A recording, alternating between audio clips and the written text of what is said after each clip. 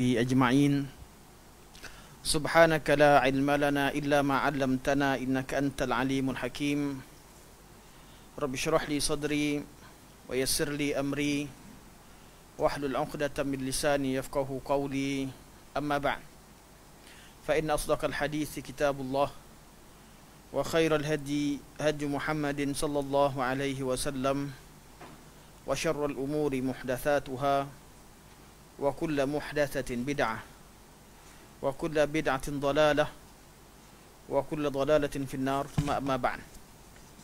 Pertamanya, mari kita merafakkan setinggi-tinggi kesyukuran kepada Allah Subhanahu wa taala kerana pada malam yang mulia ini dan semua waktu-waktu yang Allah Subhanahu wa taala berikan kepada orang-orang beriman adalah mulia.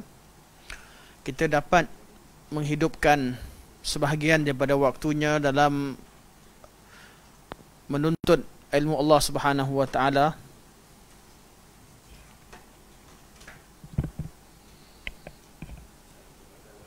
Sekejap lagi Ustaz nak coret-coret tu senang.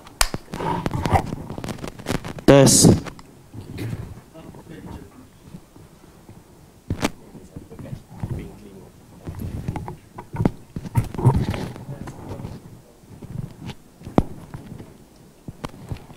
Tes.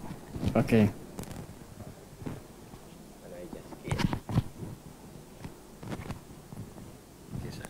Sorry Ustaz. Okey, cantik. InsyaAllah. Okey. InsyaAllah dah. Okey, macam ni boleh sandar sikit.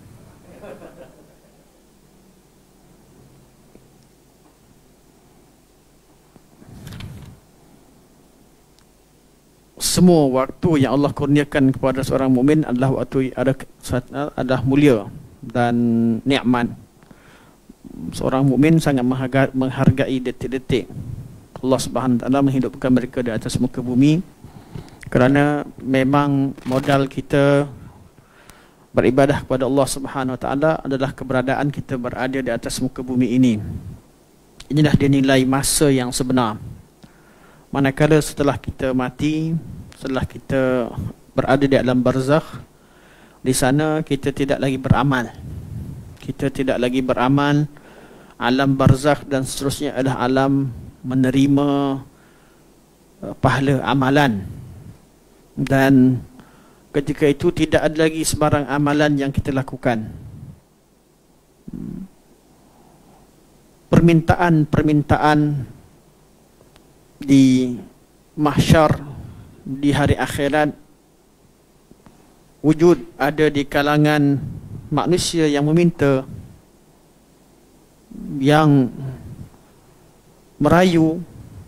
Namun ketika itu permintaan mereka, rayuan mereka bukan lagi tergolong dalam hukum syariat atau syariat yang Allah Subhanahu wa taala turunkan.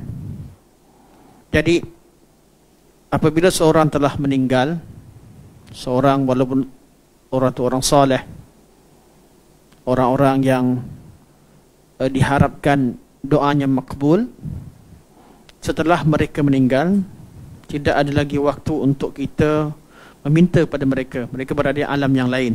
Bukan waktunya mereka mendengar permintaan kita, bukan waktunya mereka mengkabulkan. Malah mereka tak dapat hak. Tapi itu yang disebutkan oleh sebahagian orang. Apabila kita salah faham terhadap nilai masa, maka perkara ini akan membawa kepada salah beramal. Sebab itu ramai orang yang beristighatsah dan meminta kepada selain Allah, dan kebiasaannya mereka minta dengan orang soleh. Jarang orang pergi istighatsah, pergi kat kubur Fir'aun. Wahai Fir'aun, tolonglah aku. Jarang. Biasanya orang-orang soleh yang dinisbahkan perkara ini. Dan kita tahu bahawa syaitan tidak datang dengan wajah penjahat. Syaitan akan datang dengan wajah, dengan menunjukkan bahawa dia adalah memberi hidayah.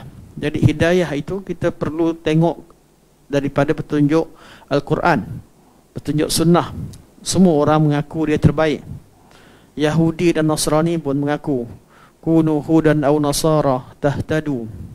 kalian jadi Yahudi, jadi Nasrani, baru dapat hidayah. Sebab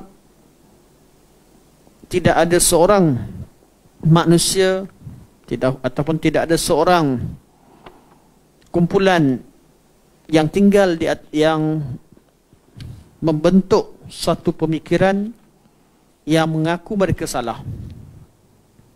Sebab itu kalau kita tengok pada ayat ini, waqalu kunu hudan aw nasara tahtadu. Mereka berkata, jadilah Yahudi, kata kaum Yahudi. Kaum Nasrani kata, jadilah kaum Nasrani.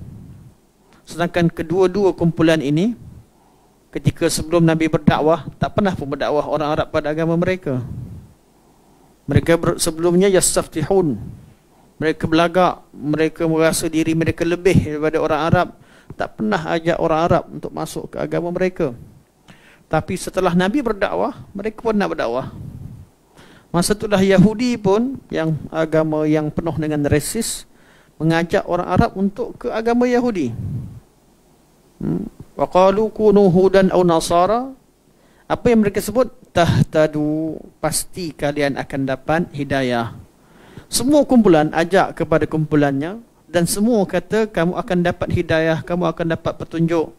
Semua kumpulan. Jadi petunjuk yang dimaksudkan, hidayah yang menyelamatkan kita di hari akhirat, bukan petunjuk yang ada di lidah atau di lisan manusia. Petunjuk yang kita inginkan, hidayah yang kita minta, ihdinas siratal mustaqim, ialah yang terkandung dalam kalimah siratal mustaqim, yang memang ditafsirkan sebagai Al-Quran ataupun As-Sunnah ataupun Islam, yang mana perkara apa yang terkandung dalam ihdinas siratal mustaqim itu telah diamalkan oleh siratal ladzina an'amta alaihim, iaitu orang-orang yang Allah kata wa may yuti'illahu war rasul fa ulaika ma'al ladzina an'ama Allahu alaihim minan nabiyyin was-siddiqin wasyuhada'i was-salihin wa hasuna ulaika rafiqa. Jadi ketika kita mencerita tentang masa, dan terutama masa kita berada di dunia ini, di sini adalah waktu kita beramal, dan tidak ada masa yang celaka. Semua masa kewujudan kita di atas muka bumi ini, masa inilah masa untuk kita beramal. Tidak ada satu waktu yang Allah jadikan ada masa yang terkumpul padanya bala, celaka dan sebagainya, seperti diintikadkan oleh golongan jahiliah dan pewaris-pewaris jahiliah pada zaman sekarang. Kalau ada orang yang menisbahkan suatu musibah kerana masa, yang meyakini bahawa Allah Subhanahu Wa Taala mengumpulkan musibah setahun pada bulan Safar, sebahagian mereka mengiktikadkan pada awal Safar, sebahagian mengiktikadkan pada akhir Safar, sebahagian meletakkan pada Rabu terakhir Safar, sebahagian mereka meletakkan hari Selasa. Ini semua akidah-akidah yang tidak ada dasarnya. Ini urusan berkaitan dengan perkara ghaib, berkaitan dengan qada dan qadar, berkaitan dengan ketetapan Allah Subhanahu Wa Taala. Bagaimana orang-orang begini boleh mengetahui qada dan qadar? Qada qadar tercatat di Lauhul Mahfuz. Tidak ada seorang, tidak ada satu makhluk pun yang membaca dan mengetahui apa yang tercatat di Lauhul Mahfuz, termasuk malaikat Jibril alaihissalam. Jibril ketika turunkan Quran, Jibril bukan pergi nukil tulis daripada Lauhul Mahfuz. Jibril ketika turun Quran, turun daripada Allah Subhanahu Wa Taala. Allah yang perintahkan. Jibril dengar daripada Allah, Jibril sampaikan kepada Rasulullah sallallahu alaihi wasallam.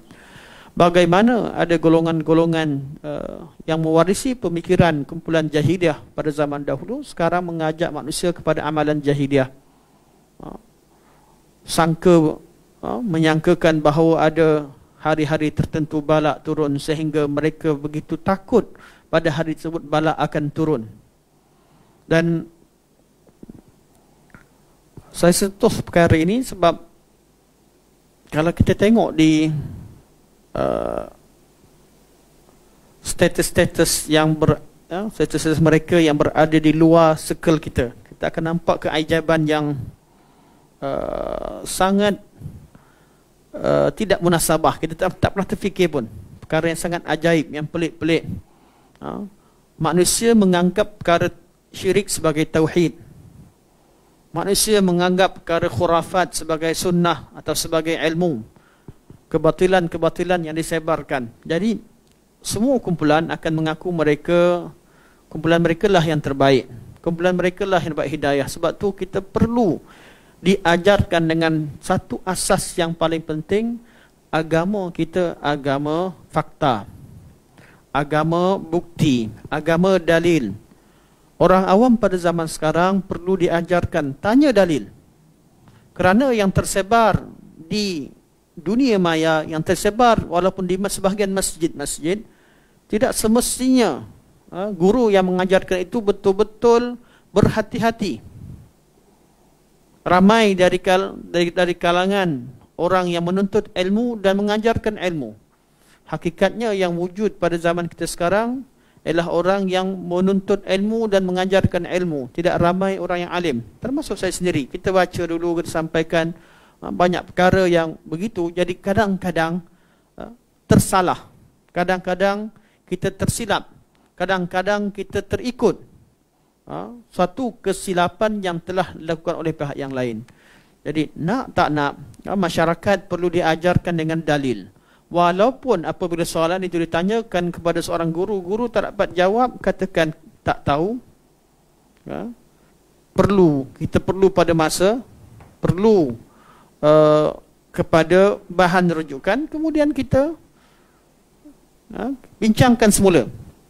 Kalau ada dalil, katakan ada. Kalau tiada, katakan tiada. Kalau ada ayat Quran, katakan ada. Kalau ada hadis, katakan ada. Kalau tak ada hadis tapi ada pada pandangan sahabat hadis mauquf, katakan. Jangan marah orang tanya dalil. Sekarang jadi trend di ustaz-ustaz di masjid, tengking marah jemaah tanya dalil. Satu trend sifat buruk, perangai buruk, nak tutup kelemahan diri dengan memarahi penuntut ilmu atau orang awam. Seolah-olah majlis ilmu diwujudkan di seluruh dunia bertujuan supaya orang awam kekal jadi awam. Kamu orang awam, tak tahu bahasa Arab, tak tahu ni, tak ditanya dalil. Orang awam bukan tanya dalil nak jadi seorang mujtahid. Orang awam, mereka tanya dalil untuk menenangkan hati mereka, untuk mereka tahu bahawa amalan yang diajarkan pada mereka bersumber ataupun tidak. Kerana mereka jahil, jadi mereka perlu tanya dalil. Mereka bukan bawa dalil. Mereka tanya kepada orang yang mutakhassis, seorang spesialis dalam agama. Dia bukan, kalau tanya dalil, kalau tak tanya pada ustaz, tanya pada siapa? Dan kalau semua perkara itu diijma', orang tak tanya dalil. Kalau benda orang tak khilaf, adakah orang tanya dalil? Tak ada. Adakah orang tanya dalil? Macam mana bila kita baca Alif Lam Mim,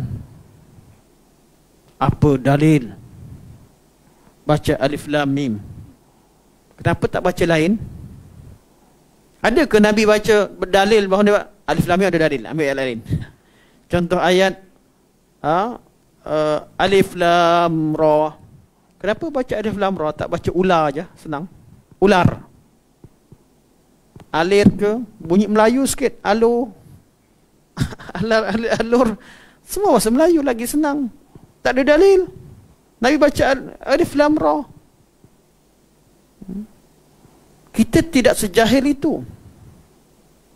Perkara yang ijma', perkara yang mutawatir sama ada daripada Al-Quran pada sunnah, memang orang tak tanya dalil. Sebab tu dia katakan hadis mutawatir tidak ditanyakan sanadnya. Sebab apa? Dia mutawatir. Semua orang dengar tahu itu hadis. Tak ada orang yang tak tahu itu hadis. Walaupun bila dikatakan tidak ada hadis yang mutawatir, tidak ada dalil dan tidak perlu tanya dalil, tapi kalau ditanyakan dalil, ada dalilnya. Walaupun kata hadis mutawatir, contoh, hadis mutawatir tak perlu kita tanya dalil untuk mengetahui kesahihannya sebab mutawatir, jelas. Tak perlu tengok pada sanad. Tapi kalau diminta sanad, ada tak? Ada, sanadnya banyak sangat. Bukan bererti halang, jangan tanya dalil. Kenapa? Kalau ditanya dalil, tak boleh. Kalau orang tanya dalil, kalau benda tu betul-betul terkenal, orang tanya dalil, banyak. Kalau benda yang tak boleh tanya, artinya dalilnya banyak sepatutnya. Benda-benda yang tak perlu dipersoalkan, dalil. Soalan-soalan, boleh kerana ada perbezaan pandangan lah, maka kita perlu rujuk kepada dalil. Kerana kita tak tahu siapa yang betul, siapa yang salah, kecuali dengan hidayah yang Allah Subhanahu berikan dalam Al-Quran dan Sunnah Nabi Sallallahu Alaihi Wasallam. Lepas tu kita tengok pada ayat ni, sebelum masuk pada ni, Allah kata wa qalu kunu hudan aw nasara tahtadu. Yahudi, Nasrani, dua-dua kata jadilah kamu ikut Yahudi, kamu akan dapat hidayah. Nasrani kata ikutlah Nasrani, kamu akan dapat hidayah. Apa Allah kata? Qul, katakan pada mereka wahai Muhammad, bal millata Ibrahim hanifa wa ma kana minal musyrikin. Katakan bahkan agama Ibrahim itu agama yang hanif, agama yang murni, agama yang jauh daripada syirik, jauh daripada penyimpangan.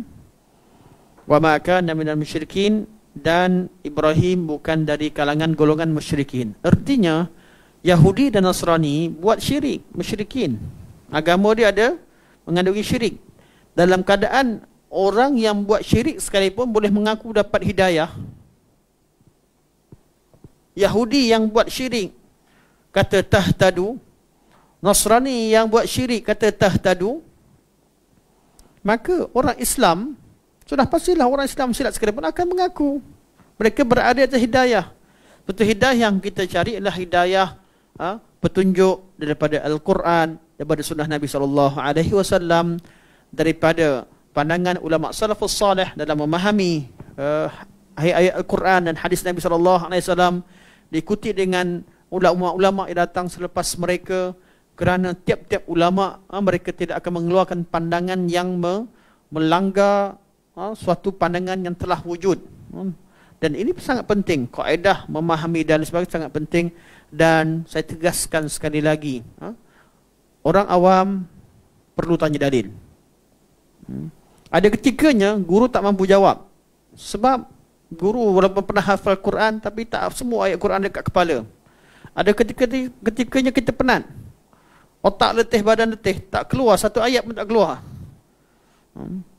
Ada ketikanya memang tak hafal, ayat tu belum pernah hafal. Tak semua yang mengajar hafal Al-Quranul Karim. Jadi jadikan agama itu terpelihara, bukan maruah kita. Jangan sebab nak jaga maruah, akhirnya tukar prinsip, tukar kaedah, sehingga tidak membenarkan orang tanya dalil. Okey, kita masuklah, masuk semula. Ini mukadimah yang penting berkaitan dengan masa, sebenarnya berkaitan dengan masa, berkaitan dengan dalil, perkara-perkara asas yang sepatutnya tidak ada orang pertikaikan. Namun kalau wujud orang pertikaikan, kita perlu ingatkan kembali perkara-perkara yang sepatutnya disepakatkan. Okey, hari ini kita bincang tentang berkaitan dengan takrif iman. Kita dah takrifkan iman dengan takrifan pertama, meletakkan segala anggota badan manusia yang terlibat dengan iman. Kita masih ada lagi sini. Masih ada. Tak apa-apa. Okey. Apa sama ada kita takrifkan iman dengan takrif al-iman, i'tiqadu bil qalbi, wal qawlu bil lisan,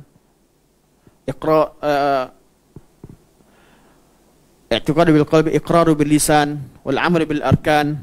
Okay. Ataupun kita takrifkan dengan iman qaulun wa amalun. Qaulun wa amalun. Yang betul-betul membezakan dengan Murji'ah adalah perkataan amalun, menambahkan amal dalam takrif iman. Dan kita dah buktikan bahawa takrif ini takrif yang paling sempurna dari segi lughah, dari segi bahasa, takrif yang paling sempurna, bersesuaian dengan bahasa. Takrif ahli sunnah juga takrif yang bersesuaian dengan sunnah Nabi SAW. Takrif yang bersesuaian dengan ayat-ayat Al-Quranul Karim. ta'rif yang disepakati oleh ulama sunnah salafus salih. Wujud perbezaan di kalangan murji'atul fuqaha setelah wujudnya persepakatan sebelumnya. Walaupun kita masih menerima pandangan tersebut, namun menerima dalam bab apa? Dinukilkan dalam kitab firaq, bukan dinukilkan dalam akidah ahli sunnah wal jamaah. Berarti kalau ada pandangan-pandangan yang menyelisihi salaf, walaupun mereka wujud pada zaman salaf. Jahmiyah wujud pada zaman mana? Salaf. Mu'tazilah wujud pada zaman mana? Salaf. Khawarij wujud pada zaman mana? Salaf. Sebab tu kita sebut salafus salih. Zaman sekarang orang buat satu taktik yang baru. Dia pergi cari tokoh-tokoh mana semua sekali. Yang penting dia tengok tarikh lahir. Dia tahu orang cerita salaf. Ni zaman mana? Siapa lebih salaf pada siapa? Dia ambil pandangan yang pelik-pelik. Orang-orang yang tak dikenali dan sebagainya. Kemudian disebarkan. Kononnya pandangan fulan dan fulan lebih salaf. Kita perlu lihat kepada maksud salafus salih. Seperti mana yang kita pernah daurahkan dahulu berkaitan dengan manhaj salafus salih. Jadi, erti mengikut manhaj salaf bukan bererti ikut orang zaman dulu begitu saja. Kita ikut bila sebut salaf bermula dengan Rasulullah sallallahu alaihi wasallam dan jamaah yang bersama dengan Rasulullah, itu sahabat-sahabat baginda sallallahu alaihi wasallam. Kemudian khulafaur rasyidin dan jamaah yang bersama dengan khulafa, bukan jamaah khawarij yang keluar daripada pemerintahan, bukan juga golongan Mu'tazilah yang keluar daripada Majlis Hasan al-Basri ataupun umat Islam, bukan juga kumpulan-kumpulan yang lain yang pecah. Sebab itu kalau nak kata ahli sunnah wal jamaah, kena rujuk pada zaman wujudnya istilah tersebut pada zaman mereka. Majoriti yang sebenar, as-sawadul a'zam, perlu dilihat pada zaman itu, zaman tersebut. Betul, sawadul a'zam tidak boleh dikategorikan sebagai golongan majoriti di suatu tempat atau di suatu masa. Dia perlu dikaitkan dengan zaman mengikut manhaj Nabi, sahabat dan tabi'in. Dan pada zaman yang secara praktikalnya ahli sunnah pada ramai adalah pada zaman sahabat. Zaman tabi'in, tabi'in. Inilah zaman sebenarnya ahli sunnah yang paling ramai. Datang golongan ahlul kalam pada zaman tersebut tidak diberikan muka. Jaham bin Safwan dipancung, Ja'ad bin Dirham dipancung. Macam mana pemahaman mereka dibuang begitu saja hanya kerana timbulnya ilmu kalam yang kemudian yang agak mu'tadil. Ilmu kalam juga tapi yang lebih slow banding ilmu kalam yang pertama. Tiba-tiba mereka ahli sunnah, fahaman salaf habis hilang daripada nama, lari, dibuang daripada ta'rif salaf, ta'rif ahli sunnah wal jamaah. Sebab tu kalau orang hadkan ahli sunnah kepada kumpulan, kemudian kumpulan yang awal, mana nak letak? Kumpulan yang awal yang tak belajar kaedah-kaedah yang diwajibkan, nak letak mana? Kononnya asas kepada taklif adalah akal. Jadi mereka bentuk kaedah akal. Siapa tak belajar yang ni artinya tak sah iman dia. Kerana asas kepada iman seseorang adalah pada akal. Dan saya selalu sebut, adakah mereka sangka golongan yang ada pada zaman Nabi tak berakal sebelum wujudnya ilmu kalam, sebelum wujudnya ilmu logik yang datang daripada Yunan? Akal dalam ayat Quran bukan lagi ditakrifkan menurut tafsiran sahabat, mana golongan yang paling berakal, diambil kaedah-kaedah mantik tertentu, teori-teori logik akal pada ilmu mantik, kemudian dibawa ayat Quran semua letak kat situ. Sehingga dikatakan siapa yang tak tahu ilmu mantik maka tak boleh terima dia punya semua tafsiran berkaitan Al-Quran dan sebagainya. Ini satu perkara yang salah. Suatu hidayah yang sebenar, cara nak faham akidah, kita perlu kembali kepada zaman awal. Bukan bererti membuang ulama, tidak. Namun kita perlu ada dasar yang jelas. Kena tengok ayat Quran, tengok hadis, tengok kalam sahabat, masalah yang mana ijma', masalah yang mana khilaf, masalah khilaf kadar mana, dan adakah khilaf itu telah pun selesai, diketahui, dapat ditarjihkan, atau khilaf yang tak selesai. Kalau kata masalah akidah khilaf tak selesai, tak wujud. Masalah khilaf dalam akidah wujud tak di kalangan sahabat? Wujud, sangat sedikit. dan dapat diketahui siapa berada di atas kebenaran. Jadi apa yang telah mereka ijma'kan tidak boleh dipecahkan. Tidak boleh diselisihi. Masalah yang berlaku kepada semua kumpulan-kumpulan yang dikategorikan sebagai firaq, mereka bawa qaul baru, pandangan baru, kemudian menolak pandangan salafus salih. Sebab tu antara kenapa cara pemikiran Asy'ariyah dan Maturidiyah agak boleh diterima oleh sebahagian daripada golongan muhaddisin mutaakhirin, kerana mereka kata mereka tidak menolak salaf. Namun secara senyap mereka mentakrifkan salaf dengan cara yang tersendiri, iaitu mengkategorikan golongan mufawwidin yang tidak mengisbatkan makna, hanya mengisbatkan lafaz dan serahkan pada Allah sebagai salafus salih. Itulah yang diajarkan panjang berlama. Salaf dahulu tidak mengisbatkan makna, mereka hanya menyerahkan makna kepada Allah Subhanahu wa taala. Mereka bukan hanya mengisbatkan kaifiah, diajarkan begitu. Kenapa mereka boleh diterima dan dikatakan salaf? Sebab mereka masih lagi mengagungkan salaf, berbeza daripada kumpulan yang lain yang jelas menentang akidah salafus salih. Jadi walaupun begitu, walaupun kita kata mereka yang paling baik, paling dekat dengan salaf, mengagungkan salaf, dekat dengan salaf jamaah, namun kesilapan tetap kita perlu nyatakan. Kerana kebaikan yang, kalau betul-betul kebaikan yang banyak, betul, kebaikan yang banyak, bersatulah di atas kebaikan, namun kesilapan tidak boleh dibiarkan, perlu dibetulkan.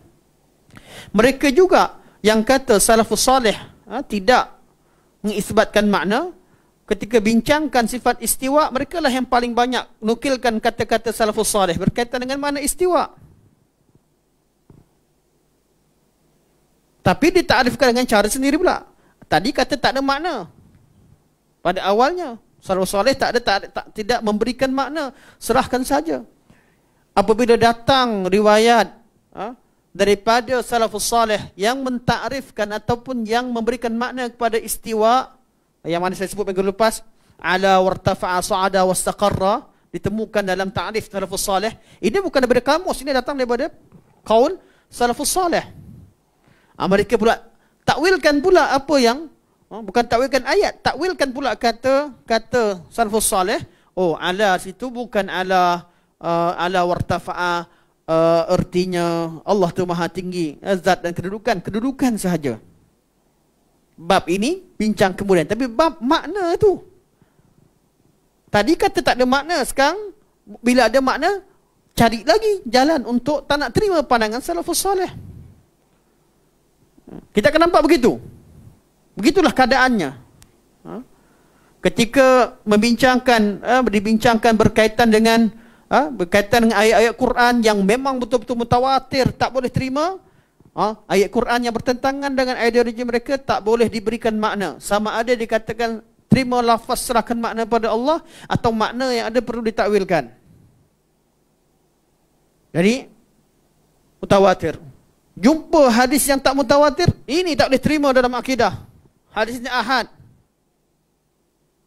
Sampai masa bila orang bawakan hadis, mereka membincangkan hadis. Hadis jariyah, walaupun diriwayatkan oleh Sahih Muslim, diriwayatkan dalam kitab An-Nasa'i, diriwayatkan dalam kitab Abu Daud, An-Nasa'i yang saya pasti. Dan beberapa kitab hadis yang diketahui kesahihannya, jelas, masa itulah kelihatan faqihnya mereka dalam mengkritik hadis. Bukan daripada awal anda tak terima hadis ahad, senang cakap tak terima cukup. Sebab tu saya bab ni saya sangat saya tegas dan saya katakan, kalau betul-betul kata terima hadis, letakkan sebagai dustur, letakkan sebagai kaedah yang dipegang, terima hadis supaya senang. Okey, hadis ni terima, bab lain pun kami nak bawa hadis. Bab ni KAV sementara bincang, kalau tak selesai, bab lain pun kami nak bawa hadis. Jangan masa nak elak, masa nak lari, masa nak serang, masa nak katakan orang, baru nak bawa hadis.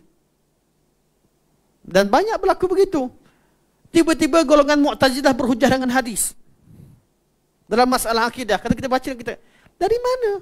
Daripada asal lagi mereka tak terima hadis. Jadi apa tujuan mereka datang rujuk pada hadis? Semata-mata untuk mengelirukan kita. Balik je. Tajuk kita cerita tentang bukti. Balik semula. Banyak-banyak sangat. Saya hari ini banyak soalan timbul. Ada yang tanya berkaitan dengan ayat banjir pun dah banyak soalan. Nantilah kita bincang kat ujung. Kalau ada semasa saya baca soalan-soalan yang ada. Tak sempat. Saya bergerak. Jadi yang tanya-tanya saya cuma jawab Assalamualaikum salam tu dalam kereta sebenarnya. Waalaikumsalam, tekan dia bayu je keluar. Waalaikumsalam tu. Waktu saya jawab. Tu pun dengan minta maaf lah polis lah. Tak salah juga walaupun jawab yang tu kan. Jadi ada tak sempat jawab. Ada yang ramai juga yang forwardkan message daripada bab istighatsah. Ramai yang follow baru. Saya minta maaf, bukan saya tak jawab, bukan tak nak jawab. Belum lagi baru sampai beri Ipoh, bergerak saja. Bila banyak bergerak, banyak message yang sempat jawab sedikit. Kalau ada yang terjawab sebahagiannya, masa tu ke RNR. Itu aja. Jadi insya-Allah soalan-soalan yang dikemukakan dan sebahagiannya ilmiah. Hari ini baru masuk tadi berkaitan dengan qiyas syabah. Qiyas syabah. Saya pun terkejut, masya-Allah. Ada orang, jarang orang Melayu yang belajar bab qiyas, bincang tentang illah sampai kepada masalikul illah atau masalikul illah tu dibincang, diketahui. Tapi insya-Allah kalau ada masa saya akan komen di belakang, komen di akhir kelas insya-Allah. Kita habiskan dulu berkaitan dengan dalil iman itu bertambah dan berkurang. Okey, muka surat 122.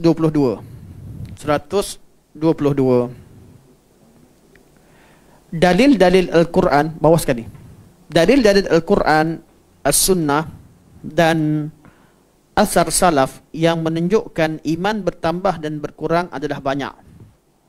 Jadi takrif selesai, tinggal nak buktikan iman bertambah berkurang. Sebab apa? Kalau kata iman ini, iman ditakrifkan dengan amal. Jadi amal ada amal hati, ada amal lisan, ada amal anggota badan. Jadi anggota ni bertambah amal, maka bertambah amal, bertambah iman. Bertambah zikir, bertambah iman. Bertambah khauf, bertambah raja, bertambah iman. Jadi bila kita takrifkan dengan tarikh Ahlussunnah wal Jamaah, secara automatik kita mengatakan bahawa iman itu bertambah dan berkurang. Bertambah kerana bertambahnya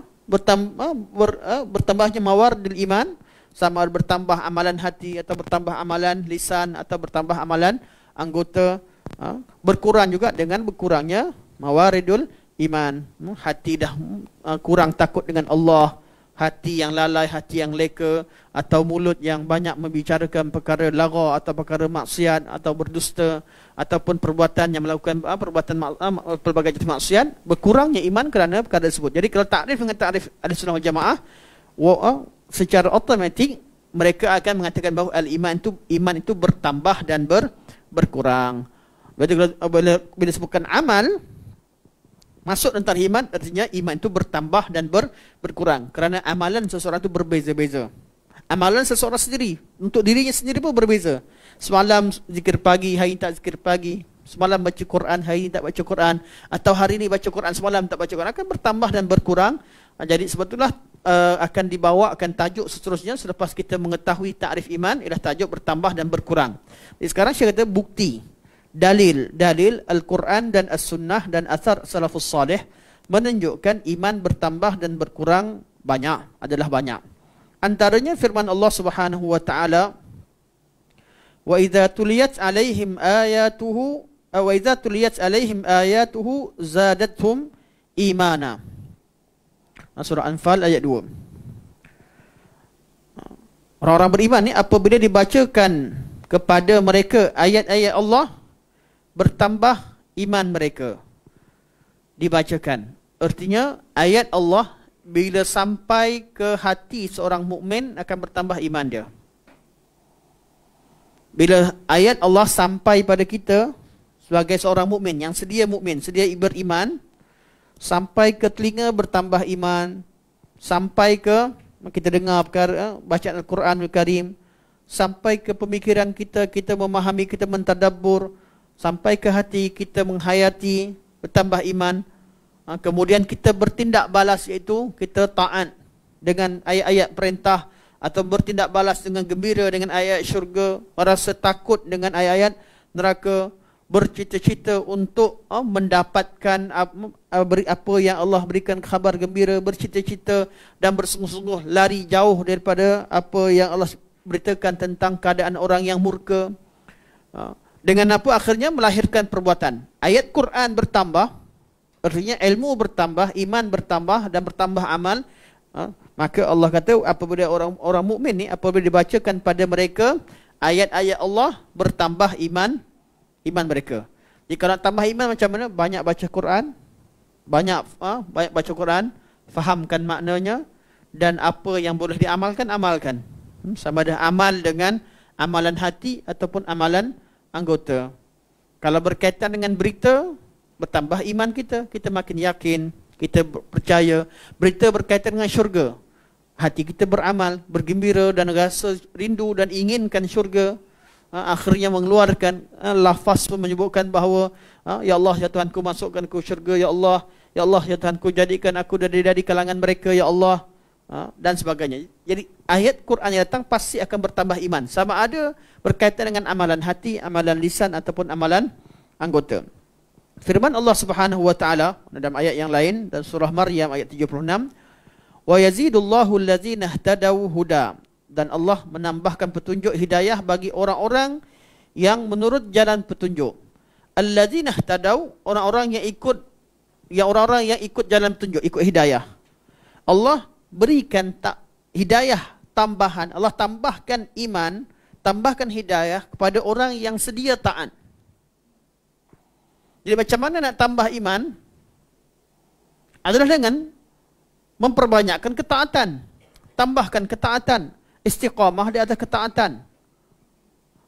Suatu bab hidayah tidak ada penghujungnya. Hidayah Allah tidak ada hujungnya. Sebab itulah kita duduk sehari semalam, kita minta benda yang sama 17 kali paling kurang. Ihdinas siratal mustaqim, ihdinas siratal mustaqim, tunjukkan kami jalan yang lurus. Ihdina berhidayah. Sebab hidayah tak ada penghujungnya. Hidayah Allah, hidayah yang Allah berikan pada kita, tiap-tiap bertambah satu ayat, bertambah hidayah.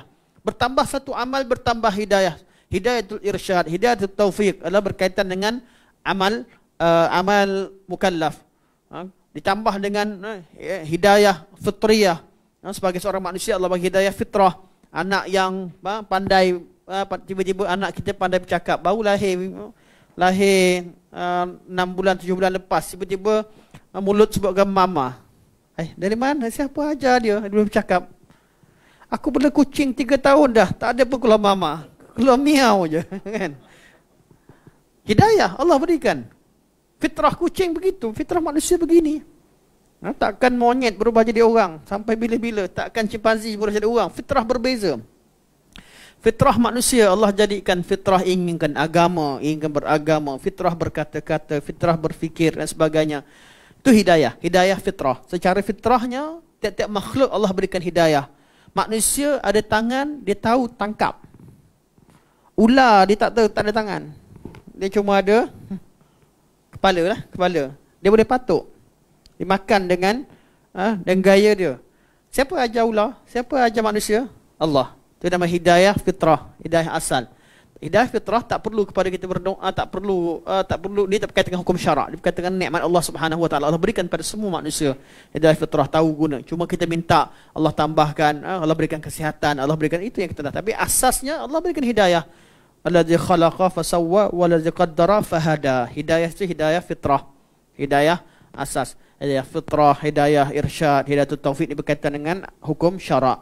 Manakala hidayah yang lain yang disebutkan sebanyak 15 ataupun 18 bagaimana sebut hidayah, itu semua hidayah yang disebutkan jenis hidayah Al-Quran yang berkaitan, yang paling utama dua hidayah, hidayatul irsyad, hidayatul taufiq. Sebab ini berkaitan dengan apa? Berkaitan dengan hukum syarak, berkaitan hukum taklif. Kita nak bertambah ilmu kita dalam agama, hidayatul irsyad, kita tahu yang mana betul, yang mana salah, dan kita nak supaya Allah bimbing kita untuk beramal dengan ilmu. Hidayatul irsyad bertambah ilmu, hidayatul taufik bertambah amal. Ini yang kita minta hari-hari. Manakala bukan hidayah fitrah, semua orang boleh bercakap, semua orang boleh berjalan, semua orang boleh makan. Ini hidayah fitrah Allah berikan.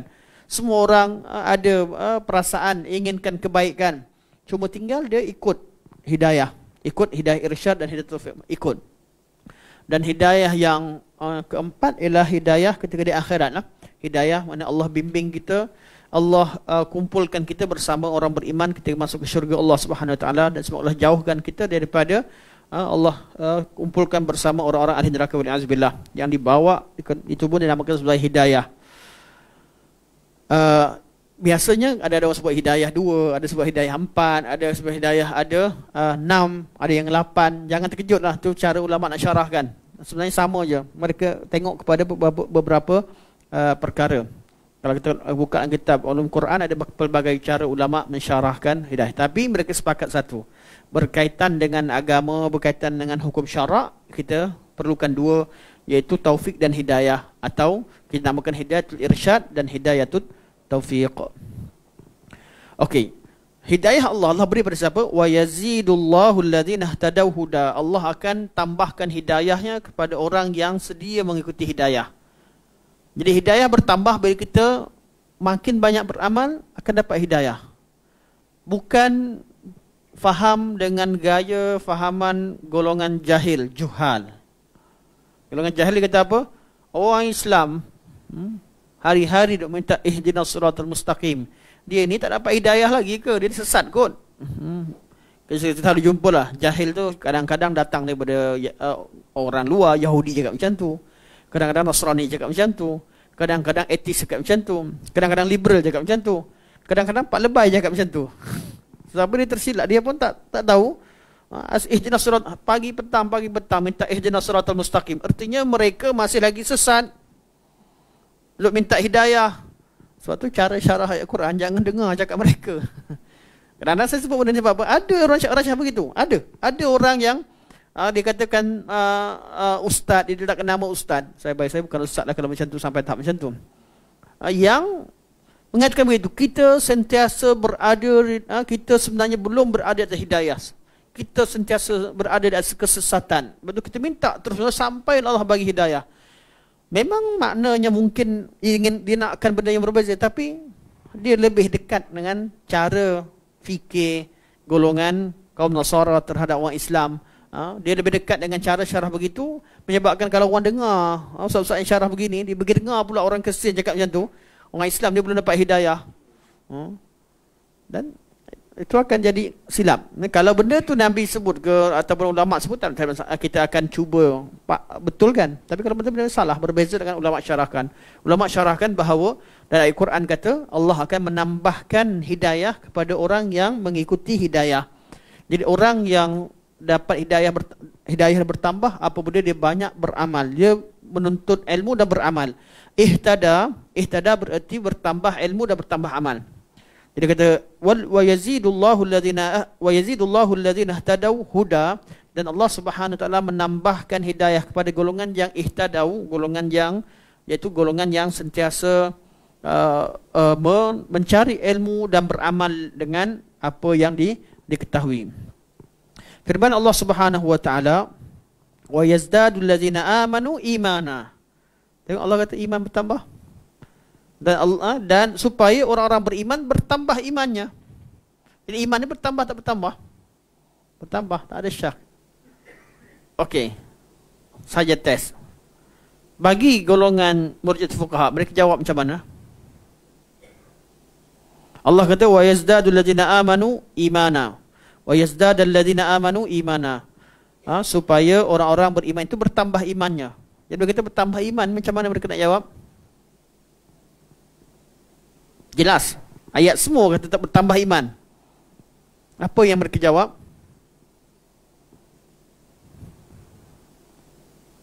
Macam mana cara mereka jawab? Ayat Quran jelas sebut bertambah. Tapi kenapa mereka tak terima? Satu jawapan, saya selalu ulang-ulang dulu. Majaz, majaz. Lafaz ni walaupun sebut gini tapi majaz. Sebab tu kaedah majaz ni memang majaz wujud dalam bahasa, tapi bukan bebas macam tu. Bukan bebas. Ayat tu diinginkan hakikat atau majaz, kita perlu rujuk pada pandangan salafus salih. Perlu rujuk. Kalau kata wujud dalam bahasa, kalau ada kata-kata yang tidak dimanakan dengan makna yang ma'hud yang orang tahu sekalipun, itu adalah hakikat lughawiyah, tidak dikatakan majaz. Sebab tak nak buka ruang. Kalau kata boleh kata majaz, ayat mana sesuai dengan aku terima, ayat yang tak sesuai majaz. Tak boleh, nak susah lah macam tu. Tak rujuk apa-apa, gunakan satu istilah tak sesuai majaz. Golongan Mu'tazilah jumpa semua ayat sifat majaz. Jahmiyah jumpa semua nama Allah majaz. Sebagaimana yang Mu'tazilah akan takwilkan yang mana dia kata tak sesuai, takwilkan sesuai dengan yang dia nak. Jadi nama-nama Allah semua sekali kembali kepada Allah. Ar-Rahman maknanya Allah, Ar-Rahim maknanya Allah. Itu hanya ismu zat. Nama kepada zat Allah Subhanahu Wa Taala, tidak mengandungi sifat. Suka hati dia lah macam tu. Takwilkan, dia akan takwilkan semua ayat sifat dan ayat asma. Sama juga golongan yang menerima sebahagian sifat. Ayat ni sebut tentang sifat yad, ayat ni tentang kudrah. Terima kudrah, tak terima yad, tak labelkan yad kepada kudrah. Sedangkan dua ayat berbeza. Bukan orang mengisbatkan yad, bukan menafikan kudrah. Tidak, bukan menafikan kudrah. Namun yang kita bincangkan, kenapa perlu menafikan apa yang Allah isbatkan. Sebab tu kaedah majaz ni tak kaedah yang sangat perlu kepada kita agar berhati-hati kalau nak bercakap dengan dia. Bercakap dengan majaz. Lebih mudah ambil kaedah tak ada majaz dalam Al-Quran Al-Karim. Tapi akan dikritik lah, akan dibawa kitab balaghah. Sedangkan yang dibincangkan ialah berkaitan dengan Al-Quran, bukan berkaitan dengan balaghah. Balaghah baru istilah balaghah majaz tak majaz baru diwujud kemudian. Kenapa benda ni khilaf berlaku? Sebab istilah tu baru wujud kemudian. Ilmu balaghah wujud sebelum Quran ke selepas Al-Quran? Turun. Selepas. Balaghah tu wujud dalam Al-Quran Al-Karim. Iaitu kefasihan dalam bahasa Arab tu. Tapi mengistilahkan. Kalau satu istilah tu berbeza, kalau didapati bahawa Al-Quran berbeza dengan istilah yang wujud dalam bahasa, Quran yang salah ke atau kaedah yang salah? Kaedah yang salah. Kalau nak kata kaedah betul, jangan salahkan Quran. Cuba cari jalan kata kaedah ni betul, kita bahas sini. Jangan salahkan yang asal. Tapi kalau belajar tentang majaz, kemudian tiba-tiba yang disalahkan adalah asal, jadi tak betul. Cara ulama kebanyakan terima majaz, tapi jangan bertentangan dengan Quran yang ada. Qaul salaf yang ada. Salafus salih mereka yang paling faham balaghah, paling faham nahwu. Walaupun mereka tak tahu yang mana mubtada dan khabar. Berkemungkinan kita bawa ayat, kita kata istilah kita kata alhamdulillahi rabbil alamin. Kalau kita tanya pada zaman salafus salih, mereka tahu ke yang mana mubtada mana khabar? Tak ada pun istilah mubtada khabar pada zaman mereka. Bukan arti mereka jahil. Sebab tu ilmu alat tidak menambahkan ilmu, dia hanya ilmu tashil, memudahkan. Ilmu tu dah wujud dah pada zaman. Ilmu yang datang kemudian daripada Al-Quran, datang daripada zaman salafus salih, zaman kita tahu bahawa bahasa Arab mencapai tahap kegemilangannya pada zaman Quran diturunkan. Masa Quran turun, waktulah bahasa Arab menjadi bahasa yang sempurna kematangannya pada zaman Quran diturunkan. Ketika zaman jahiliyah dan zaman Quran, zaman tersebut Quran turun dengan bahasa mereka. Mereka paling faham. Mereka paling faham. Perlu takwil tak perlu takwil makna. Ini semua istilah-istilah yang jangan bincang dulu. Yang penting mereka paling faham bahasa Arab. Kaedah hanya diwujudkan kemudian untuk sesuaikan dengan kefahaman yang ada pada mereka. Waktu baris yang dibuat letak titik, Abu Su'ad doa dia letak baris pada zaman Sayyidina Ali. Kenapa Sayyidina Ali arahkan supaya diletakkan baris? Kaedah-kaedah dalam tashkil. Kenapa? Sebab nak sesuaikan dengan bahasa Arab yang asal. Biar faham macam mana orang. Kenapa belajar ilmu balaghah? Sebab kita nak faham macam mana orang dulu faham. Macam mana orang belajar bahasa tiba-tiba nak salahkan fahaman salafus soleh? Perkara yang tak logik sebenarnya. Tidak logik. Sebab ada orang dia nampak ilmu tu kat mana? Bila banyak bahagian, terbahagi pada 6, terbahagi pada 7. Bila bahagi makin susah, dia kata ilmu. Kalau yang mudah, yang simple, tak ilmu. Dia kena buat pembahagian terbahagi pada 2, 3, buat cabang macam ni. Oh, makin banyak. Qaulun wa amalun tak faham. Sebenarnya masalah pada dia. Orang dulu sebut qaulun amalun faham dah. Kita yang tak faham. Jadi perlu dipecahkan. Qaulun ada qaulul qalbi, ada qaulul lisan, amal, ada amal qalbi, amal lisan dengan amal jawarih. Kita yang perlukan pada benda tu. Zaman dulu qaulun wa amal mereka faham dah. Dari segi secara bahasanya, sebut sahaja perkataan begitu dah ada dah pada diri mereka. Kita cakap Melayu. Perlu ke kepada tata bahasa? Perlu tata bahasa. Tapi benda tu wujud dalam diri kita. Bukan. Jadi tak perlu pun pergi buka kitab buku tata bahasa nak membezakan antara membezakan dengan membezakan. Bagi budak Melayu jawab. Okey. Bila tambah me jadi membezakan ke, menbezakan ke, membezakan. Tak perlu belajar kaedah huruf, tak perlu hafal huruf. Kalau K meng, kalau M mem. Saya tak tahulah ni. Kalau orang bahasa dengar ketahulah, saya bagi contoh-contoh yang kita tak faham jelah. Kan? Tak perlu hafal dalam aksara dalam ABC tu berapa yang jadi mem, berapa jadi men. Tak perlu hafal, tak apa. Sebab apa? Kalau duduk dalam masyarakat orang Melayu, dia tak perlu dah. Automatik disebut membezakan, mengabdikan atau mengabdikan. Okay? Mengeluarkan. Sedangkan tak pernah kita belajar benda ni. Sebab benda itu wujud. Begitulah orang Arab. Kaedah-kaedah itu ia memudahkan. Sebab ilmu yang memudahkan, kaedah-kaedah sebab perlu sesuai dengan apa yang sedia wujud. Apa yang sedia wujud. Begitu juga cara untuk membahagikan akidah. Apa tu? InsyaAllah. Banyak cerita kelakar berkaitan dengan ringtone ni. Okey. Ada satu ketika Syekh tengah marah. Zaman Syekh tengah marah ni serius. Syekh maksudnya kita nampaklah Syekh marah tu untuk bagi kita lebih berdisiplin sebagainya. Tiba-tiba ringtone zaman tu tengah yang suara budak ketawa tu. Yang tiba-tiba budak yang seorang dalam dewan semua senyap takut. Syekh marah. Tiba-tiba keluar suara baby yang ketawa satu ketika dulu. Yang ketawa terbahak-bahak semua ni. Jadi daripada tengah diam, tengah khusyuk, semua tahan ketawa. Syekh pun tengah marah-marah, dia tahan mulut dia. Last sekali semua pecah. Tak jadi dah. Majlis nak tak jadi marah, saya ketawa last sekali. Kadang-kadang ringtone ni ada yang kelakar lah, ada yang kelakar, ada yang okey. Kadang-kadang cerita banyak. Lupa cerita-cerita asal. Okey. Jadi kaedah-kaedah tauhid. Kaedah ilmu tauhid tentang kemudian boleh mudahkan ilmu tauhid, tapi bukan dengan mengubah yang asal. Jangan disebabkan datang ilmu kalam, ayat Quran kena takwilkan. Datang ilmu baru pergi belajar semua sekali, oh hadis ahad tak diterima.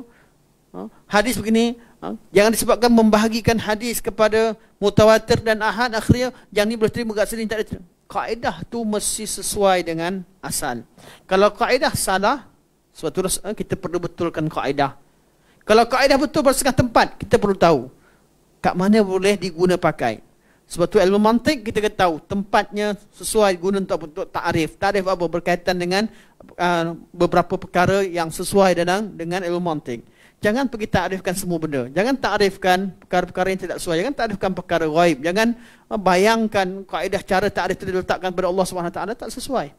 Sebab tu kita perlu jelas bahawa ilmu, sebab tu pembahagian. Contoh, tauhid terbahagi kepada 3. Benda baru ke benda lama? rububiyah, uluhiyah, asma sifat. Ni kaul salafus salih ke ataupun kaul kemudian? Istilah yang istilah tu sebenarnya wujud sejak zaman dulu. Tapi nak kata ilmu tauhid mesti tauhid itu terbahagi pada itu tiga baru. Betul lah.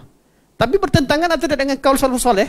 Tak, mereka dah kata dah pun. Tapi mereka tak jadikan itu sebagai manhaj yang jadi dasar selepas seperti mana yang dibuat oleh ulama kemudian lepas dah kaji Al-Quran, pembahagian yang dalam sebahagian daripada kata-kata yang mereka pernah keluarkan dahulu yang mereka tafsir Al-Quran rupanya tidak berbeza. Mana seluruh Al-Quran sesuai kaedah dibahagikan begitu. Jadi kalau cara pembahagian yang tidak menyalahi apa yang wujud dalam Al-Quran, apa yang wujud dalam hadis Nabi SAW, tak ada masalah. Tapi kalau buat kaedah pembahagikan sifat, ada sifat yang kami terima, sifat yang dikatakan aqliyah kami terima, ada sifat khabariyah yang bukan aqliyah, khabariyah hanya Allah beritahu tapi tak masuk akal, kami tak terima. Ini dari mana? Boleh dalam tauhid ni nak memudahkan boleh, tapi jangan mengubah. Di salafus salih, ulama salaf menolak ilmu kalam dan menolak ilmu kaedah ni. Pada zaman mereka menolak, mereka tegas. Imam Syafi'i suruh sebat bawa keliling kampung, beritahu dia ni, ajarkan ilmu kalam, belajar ilmu kalam. Ada sebahagian mereka kafir bukan sebab tak terima perkembangan ilmu, tapi apa yang dibawa baru itu, yang dibawa bertentangan dengan yang sedia wujud, yang sedia ada. Sebab itu mereka bangun menentang dan mereka tidak menerima ilmu ini. Bukan kerana dia ilmu, kerana dia salah. Ilmu salah letak tempat. Bukan kerana ilmu mantik ditolak, tak. Ilmu mantik dalam bab-bab tertentu diterima. Kaedah mantikiyah berguna pada setengah tempat. Tapi dalam bab sifat, bab kaedah-kaedah berkaitan dengan tauhid tak diterima. Hatta masalah tauhid sebahagian diterima ilmu mantik, cara pembahagian tertentu yang tidak bertentangan dengan nas, tidak bertentangan dengan fahaman generasi awal. Berbeza ilmu nahu. Ilmu nahu ada ke nak betulkan baris ayat Quran? Tak ada. Ilmu nahu cuma ba, kaji, ada ba diletakkan sebagai huruf jar kerana nak betulkan baris bismi. Huruf jar masuk akhirnya jadi majrur. Kaedah nahu membetulkan Al-Quranul Karim. Mana biar Quran kekal dengan keasliannya. Ilmu saraf mengubah ayat Quran ke tidak? Tak ada satu saraf pun kata Quran salah. Kalau ada yang kata tu orang bodoh. Saya tengok ada Zakir Naik tengah ceramah, ada yang orang non-Muslim datang bawa 17 ke berapa belas kesalahan Al-Quranul Karim berbeza dengan nahu. Tu dia bodoh. Dia jahil. Orang Islam jangan jahil macam tu. Sebab tu ilmu alat yang ada, dinama ilmu alat untuk memahami syarak. Syarak telah sempurna. Ilmu nahu, ilmu saraf, ilmu balaghah, ilmu apa kita belajar. Semua ilmu. Kata ilmu alat. Tak ada ilmu usul fiqh. Tak mengubah hukum fiqh. Hukum fiqh itu dah sempurna. Usul fiqh kita belajar dengan hukum bagi pada 5. Tidak mengubah sebarang hukum. Hukum tu kekal dan sempurna dah. Qiyas kita belajar. Dalil daripada qiyas. Bukan ubah. Hanya mengembangkan. Untuk praktiskan hukum yang telah sedia wujud. Nak faham kenapa ulama salafus salih menolak ilmu kalam?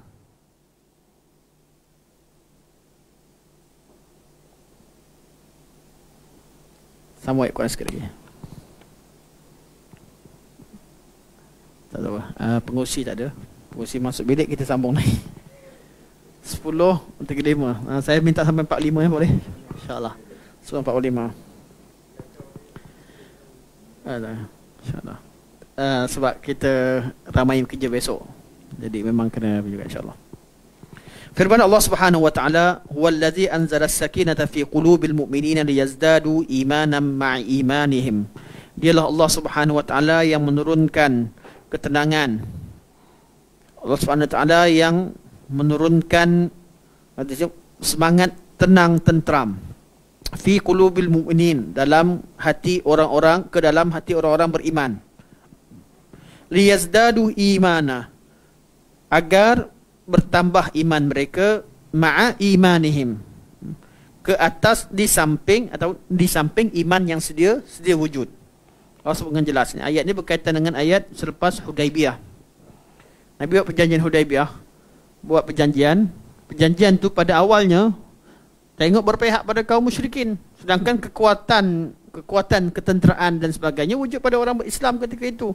Mereka yang hantar wakil, mereka yang nak berdamai, mereka yang memohon sebagainya, tapi mereka tak syarat macam mereka pula yang bagi perlindungan pada orang Islam. Sebahagian pada sahabat tak terima. Namun oleh kerana Nabi menegaskannya, mereka yakin dengan Rasulullah. Mereka beriman. Mereka tenang. Mereka sembelih kambing untuk keluar daripada tahallul mereka. Mereka kembali ke Madinah Munawwarah. Mereka taat. Allah SWT turunkan ketenangan, tenteram setelah mereka taat kepada Rasulullah SAW. Iman mereka kepada Rasulullah, taat kepada Rasulullah, patuh kepada Rasulullah. Tatkala mereka melakukan tindakan tadi, iaitu beriman dengan Nabi SAW, Allah turunkan ketenangan.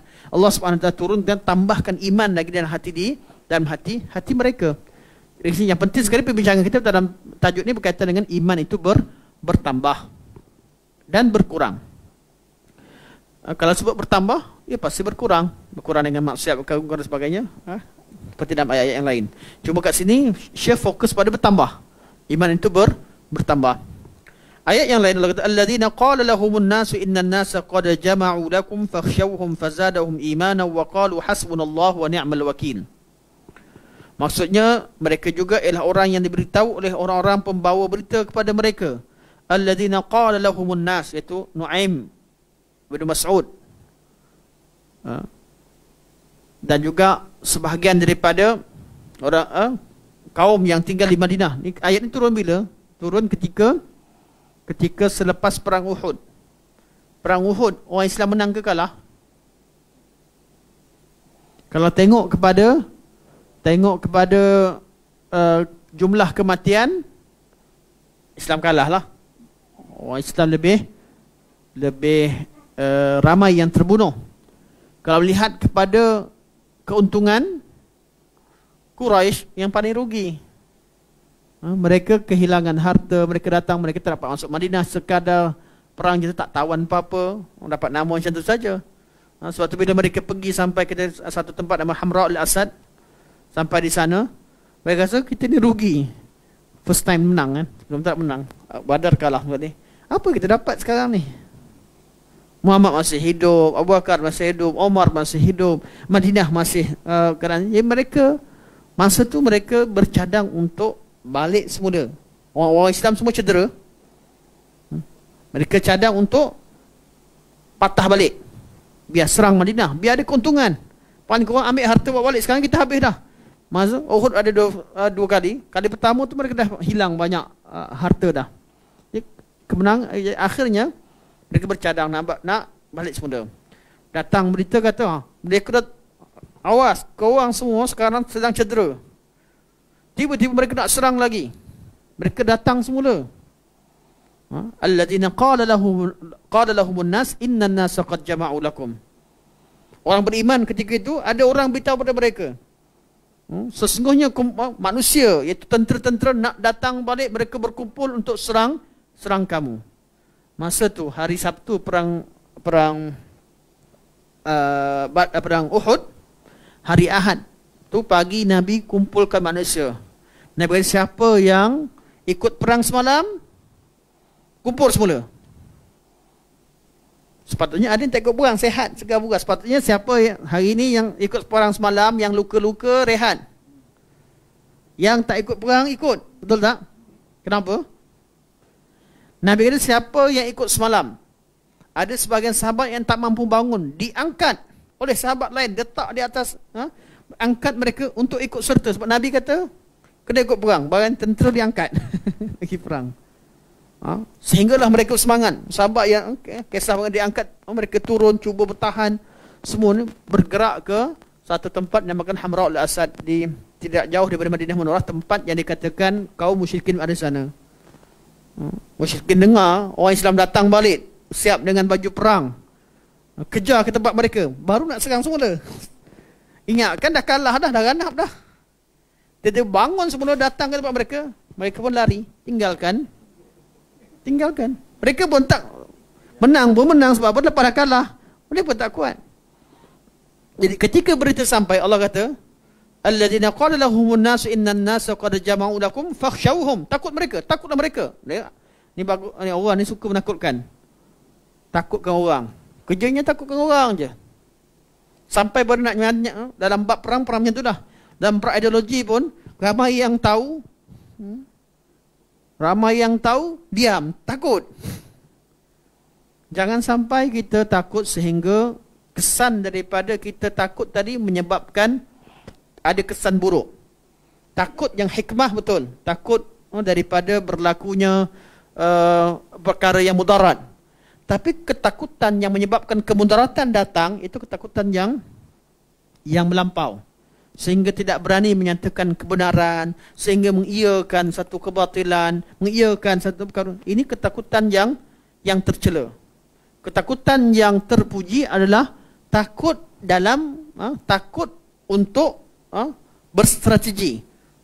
Takut supaya mudarat tidak menimpa kepada Islam, kepada agama yang kita perjuangkan.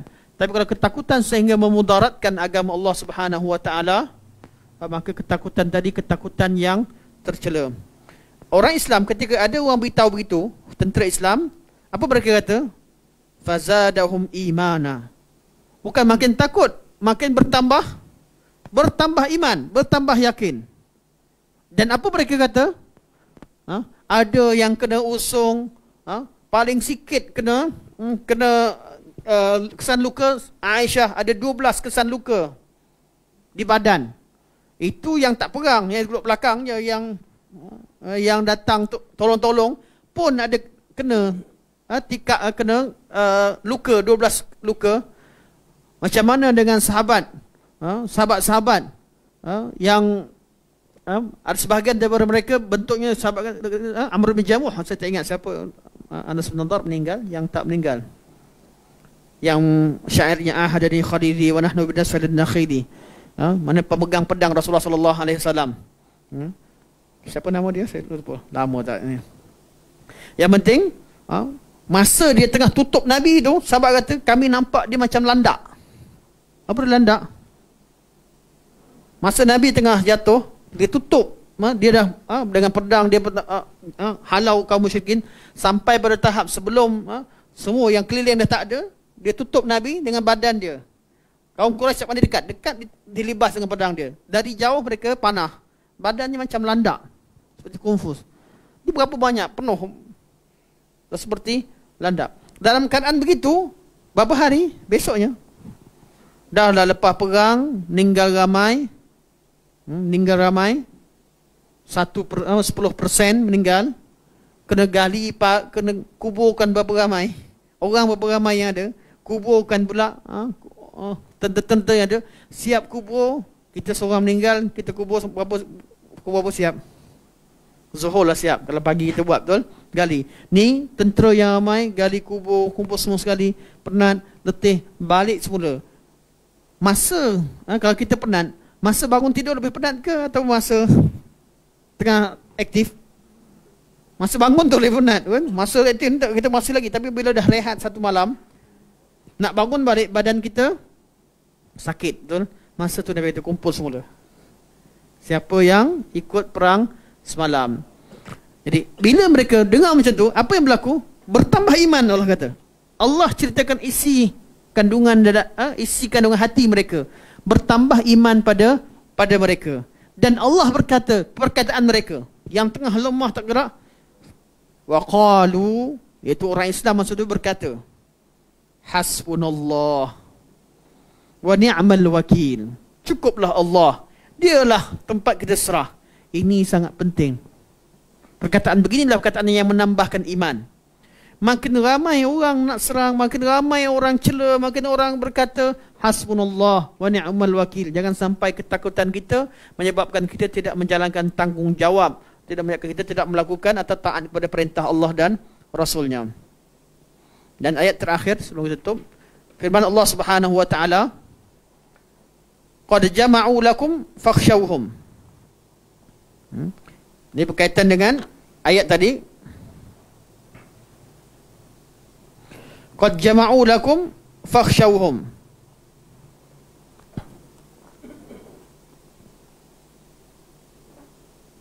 Mesti ada syarah dia tu.